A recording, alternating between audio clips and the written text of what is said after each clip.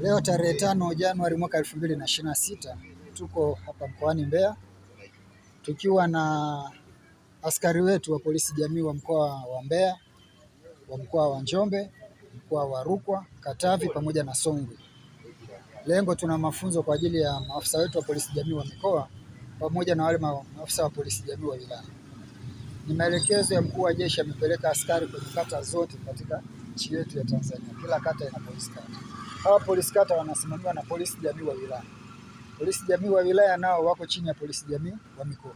Kwa hiyo tumeona tukutane na polisi jamii wa mikoa pamoja na wa wilaya ili tuweze kusema nao kuhusiana na umuhimu sasa wa kwenda kusema kutoka kule waliko kwenye utendaji, wakashirikiana na jamii kwenye maeneo yao, kuishirikisha jamii ili kurejesha amani na utulivu nchini.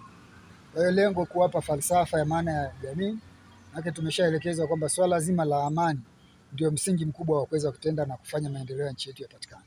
Kwa hiyo tunaongea na hawa maafisa wa mikoa na wilaya hizi 5 ili nao wakitoka wataenda kuwasiliana na wale polisi kata, nao kule wakisharudi kwenye maeneo yao watoke wakaongee na wananchi, waongee na wazee maarufu, viongozi mbalimbali wa jamii walioko kule pamoja na viongozi wa dini.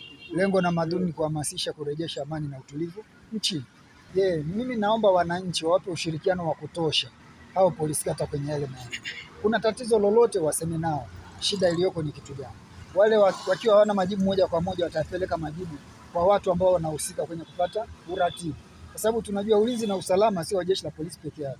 Ulinzi na usalama wa nchi hii ni shughuli ya jamii yote. Na jamii ni pamoja na polisi. Polisi ni sehemu ya jamii. Kwa hiyo masuala ya ulinzi na usalama tunasema ni wa jamii yote, including polisi. Sasa polisi ashirikiane na wale wananchi kwa ujumla wake ili kuweza kutatua migogoro au changamoto yote iliyopo ya kiusalama kwenye eneo lao. Kwa hiyo kilichopo kule wawape ushirikiano chanya polisi kata wote nchini Tanzania.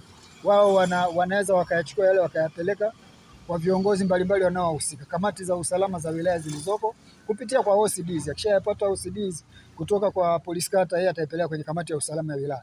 Kamati ya usalama ya wilaya naye ikiona ina uwezo wa kulifanyia kazi itafanyia kazi. Ikiona haina inapelekea kwenye kamati ya usalama ya mkoa kupitia kwa makamanda wa polisi wa mikoa RPCs. Kwa hiyo hatutakuwa na changamoto yoyote kwa sababu kila kitu kinatatulika na kinaeleweka.